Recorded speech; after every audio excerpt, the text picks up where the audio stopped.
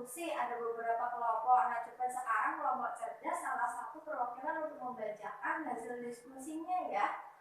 Ada yang mau membacakan, monggo? Saya, Bu. Oh iya. Untuk hasil diskusi hari ini, yaitu yang pertama, ibu hamil harus memeriksakan kehamilan minimal 4 kali, Bu, di fasilitas kesehatan. Kemudian yang kedua yaitu ibu hamil mendapatkan 10 kali layanan. Nah, kemudian yang ketiga, ini dibagi beberapa bagian. Yang pertama yaitu merencanakan persalinan di fasilitas kesehatan. Kemudian yang kedua yaitu menanyakan tanggal perkiraan persalinan atau HPR. Kemudian yang ketiga yaitu menyiapkan donor darah. Kemudian yang keempat yaitu mengikuti kelas ibu hamil. Gitu. Ya, itu adalah pembahasan yang sesi sebelumnya. Terima kasih, boleh beri tepuk tangan untuk kelompok cerdas. Nah, Bapak dan juga Ibu, nah di sini saya mempunyai sebuah film. Mari kita tonton bersama-sama ya. Proses kelahiran bayi harus ditolong oleh tenaga kesehatan terlatih di fasilitas kesehatan. 2. Minum lagi kapsul vitamin A warna merah pada hari kedua sesudah melahirkan. 3. Memperoleh pelayanan kesehatan paling tidak 3 kali pada minggu pertama, kedua, dan keenam setelah melahirkan. 4. Memperoleh dan mengkonsumsi tablet tambah darah setiap hari selama 40 hari berturut-turut atau sesuai anjuran dari tenaga kesehatan jika menderita kurang darah akibat perdarahan saat melahirkan. 5. Memperoleh konseling perorangan atau kelompok tentang kesehatan khususnya perawatan bayi baru lahir, menyusui eksklusif, dan pemberian MPASI dimulai dari bayi usia 6 bulan. 6. Menggunakan alat kontrasepsi sesuai anjuran petugas kesehatan untuk mencegah kehamilan sampai bayi berusia minimal 2 tahun.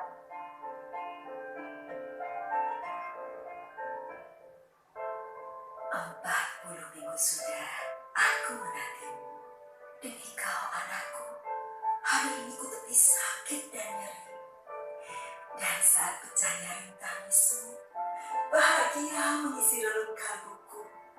Mari sinilah, ku dekat erat kamu.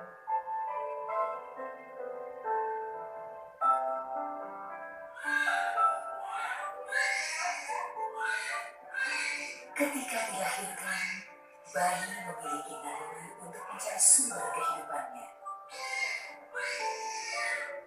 Yang dibutuhkan hanyalah sentuhan kulit antara bayi dan ibunya dalam 1 jam setelah kelahirannya. Penelitian membuktikan, inisiasi dini menyusu dalam 1 jam kelahirannya meningkatkan keselamatan jiwa bayi dan mendorong keberhasilan pemberian ASI selanjutnya.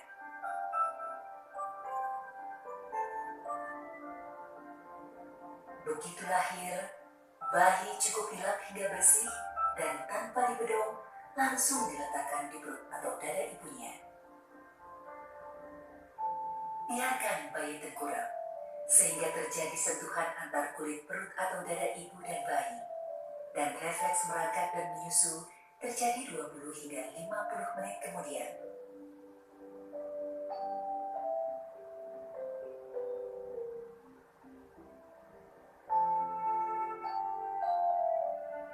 Sentuhan kulit ibu dan bayi akan menjaga suhu tubuh bayi dan menghangatinya saat berusaha mencari puting susu ibu.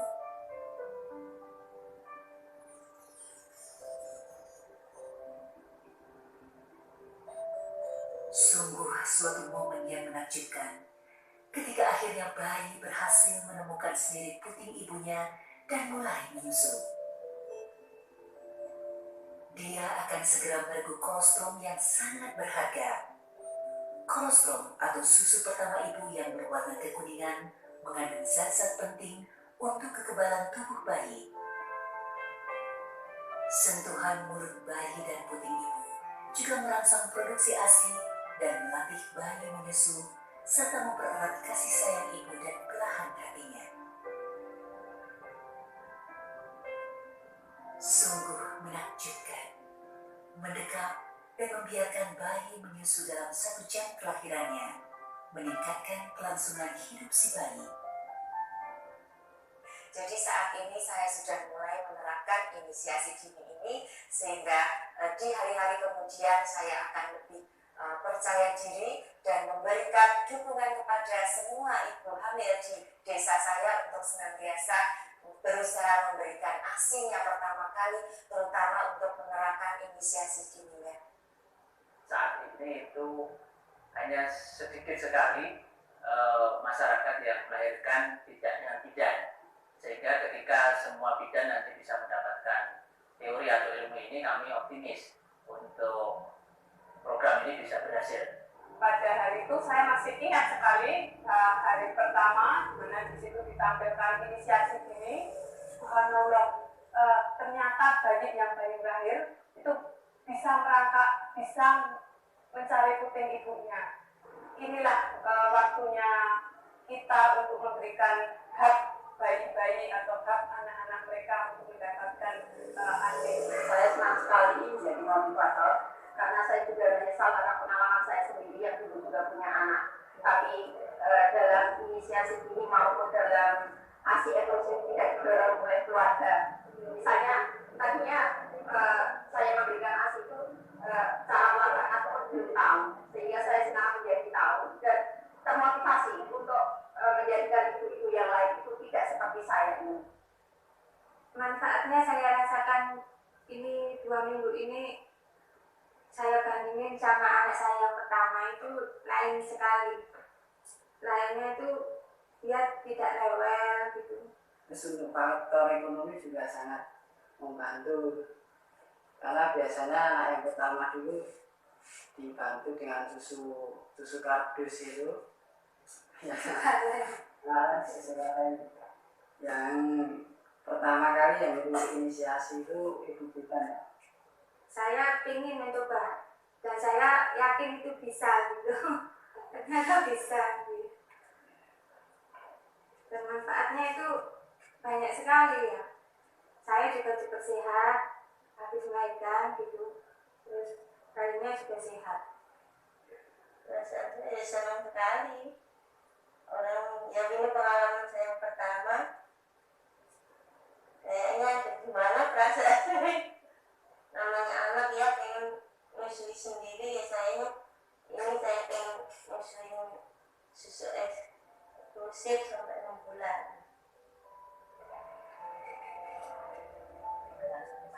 Terus ini yang menyusui sesering mungkin kok ada 20 jenis saking.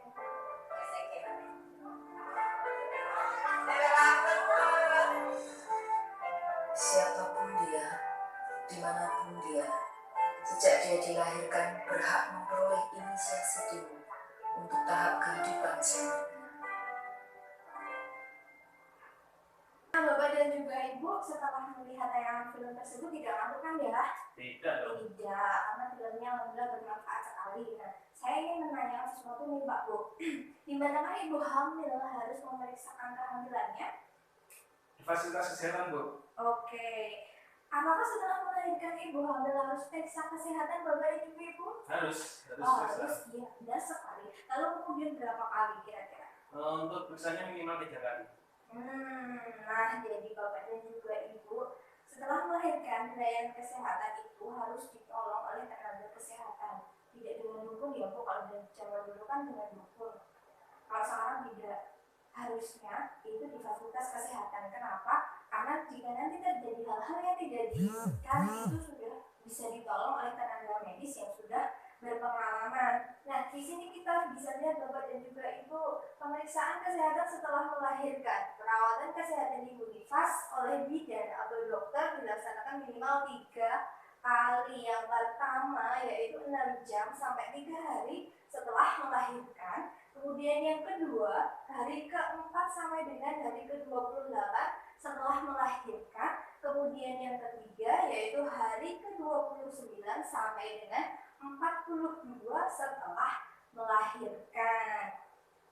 Bapak dan juga Ibu, kita juga harus mengetahui beberapa pentingnya gizi untuk ibu melahirkan dan juga bayinya. Nah, di sini gizi bagi anak baru lahir dan ibu Yang pertama, segera lakukan inisiasi menyusui dini.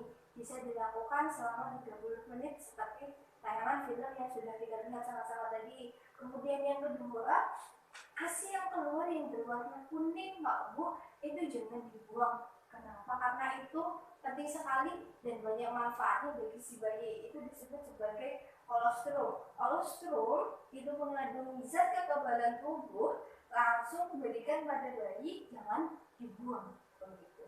Kemudian yang ketiga, berikan hanya ASI saja sampai berusia 6 bulan atau sering kita sebut dengan ASI eksklusif. Jadi jangan berikan apa-apa dulu sebelum 6 bulan. Setelah 6 bulan nanti boleh disambung atau diselingi dengan ASI gitu.